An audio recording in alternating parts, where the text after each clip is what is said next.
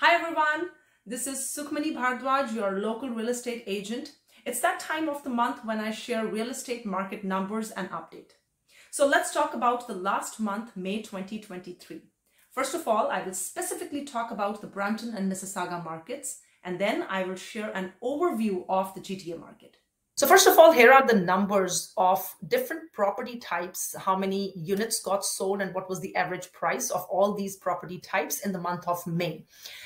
Separately I've put together for Brampton as well as for Mississauga. Almost all the property types, the sales as well as the average price have gone up as compared to the previous month, which was April 2023.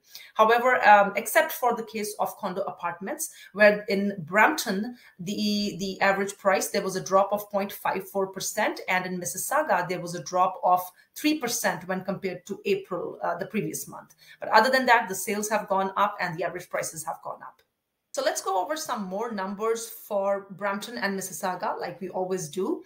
This is for all home types. 742 homes got sold in Brampton in the month of May, with an average price of a little over 1.1 million and a median of $1.05 million.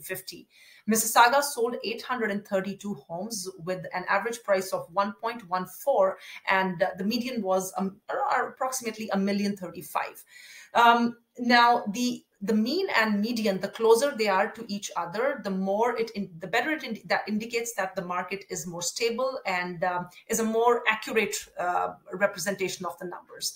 And the further they are from each other, that means the numbers are skewed. The sales to new listing trend, when this number is between 40 to 60, it indicates that we are in a balanced market right now. For Brampton, it was 51.4%, Mississauga, 50.6%. Months of inventory, it would take 1.9 months for all of the houses to be sold in Brampton and 2.2 months for all of the current inventory in Mississauga to be sold.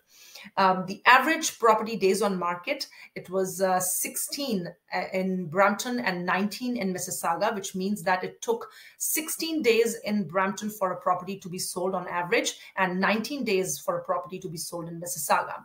By the way, this number was for Brampton, it was 20 in the month of April and 23 in the month of Mississauga, which means that now in May, it took 4 less days for a property to be sold in Brampton and about 4 less days in Mississauga for a property to be sold as compared to April of 2023.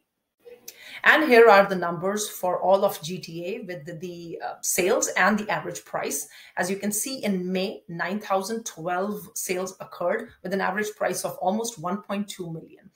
You can also see that the average price has been increasing since the start of this year, starting at $1.037 million in January and then going up to $1.096 million in February and then hitting 1.153 in April and now almost 1.2. For overall GTA, the market continued to improve from a sales perspective in May. Unfortunately, the supply of homes for sale did not keep up with the demand. Sales were up dramatically compared to a year ago. There was a 24.7% increase in sales as compared to May of 2022. This is a clear signal that competition between buyers increased substantially compared to last year, resulting in the average selling price also reaching almost 1.2 million in the month of May 2023. The demand for home ownership has picked up markedly in the recent months. Many home buyers have kind of recalibrated their housing needs in the face of higher borrowing costs and are moving back into the market. In addition, strong rent growth and record population growth on the back of immigration has also supported increased home sales. The supply of listings hasn't kept up with the sales, so there was an upward pressure on the selling price. There have been speculations there might be another interest rate hike on June 7th. Let's see if that happens and how that will impact the market in June. That's it for the numbers of May 2023. As always, if you have any questions, do not hesitate to reach out to me.